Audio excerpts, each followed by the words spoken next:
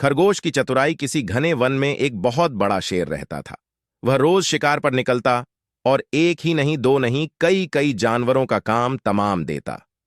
जंगल के जानवर डरने लगे कि अगर शेर इसी तरह शिकार करता रहा तो एक दिन ऐसा आएगा कि जंगल में कोई भी जानवर नहीं बचेगा।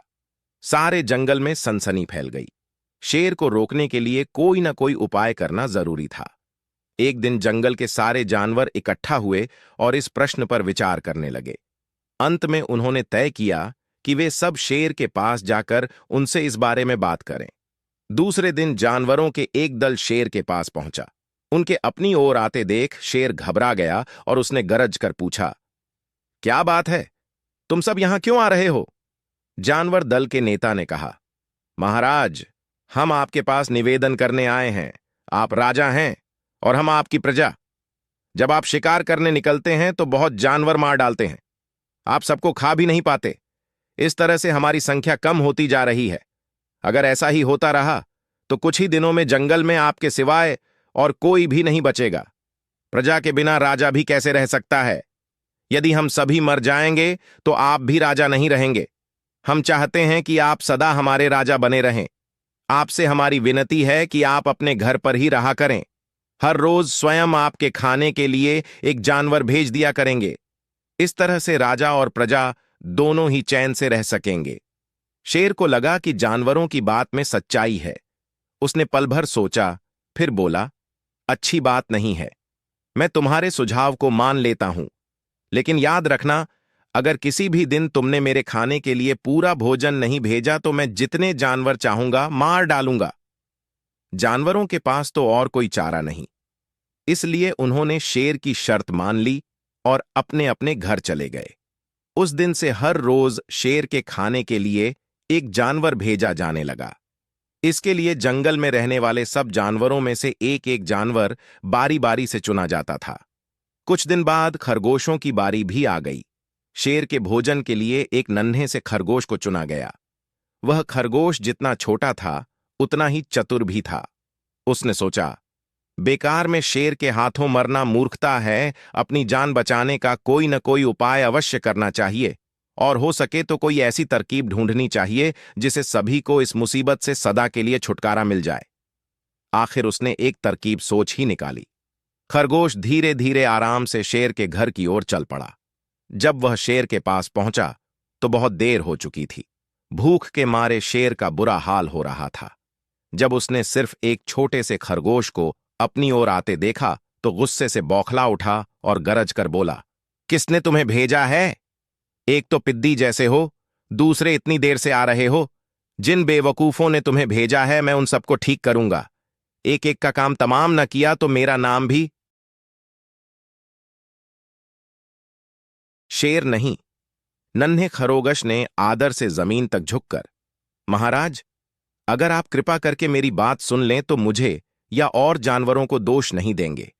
वे तो जानते थे कि एक छोटा सा खरगोश आपके भोजन के लिए पूरा नहीं पड़ेगा, इसलिए उन्होंने 6 खरगोश भेजे थे।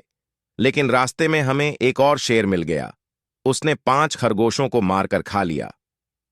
यह सुनते ही शेर दहाड़कर बोला, क्या कहा? दूसरा शेर? कौन है वह? तुमने उसे कहां देखा? महाराज, वह तो बहुत ही बड़ा शेर है। खरगोश ने कहा, वह जमीन के अंदर बनी एक बड़ी गुफा में से निकला था। वह तो मुझे ही मारने जा रहा था। पर मैंने उससे कहा, सरकार, आपको पता नहीं कि आपने क्या अंधेर कर दिया है। हम सब अपने महाराज के भोजन के लिए जा रहे थे, लेकिन आपने उनका सारा खाना खा लिया है। हमारे महाराज ऐसी बातें सहन नहीं करेंगे। वे जरूर ही यहां आकर आपको मार डालेंगे। इस पर उसने पूछा, कौन है तुम्हारा राजा? मैंने जवाब दिया, हमारा राजा जंगल का सबसे बड़ा शेर है। महाराज, मेरे ऐसा कहते ही वह गुस्से से लाल पीला होकर बोला, बेवकूफ, इस जंगल का राजा सिर्फ मैं हूं। यहां सब जानवर मेरी प्रजा हैं। मैं उनके साथ जैसा चाहूं वैसा कर सकता हूं।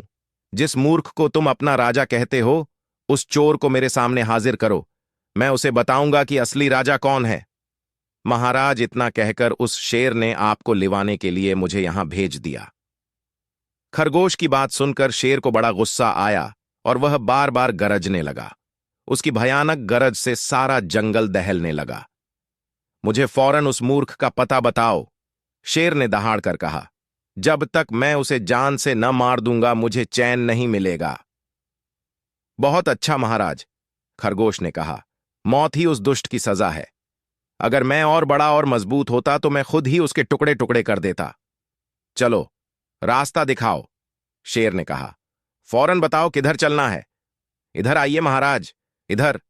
खरगोश रास्ता दिखाते हुआ शेर को एक कुएं के पास ले गया और बोला, महाराज, वह दुष्ट शेर जमीन के नीचे किले में रहता है। जरा सावधान रहिएगा, किले में छुपा दुश्मन खतरनाक होता है। मैं उससे निपट लूंगा, शेर ने कहा। तुम ये बताओ कि वह है कहां?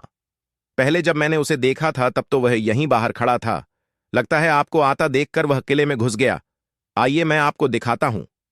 खरगोश ने कुएं के नजदीक आकर शेर से अंदर झांकने के लिए कहा।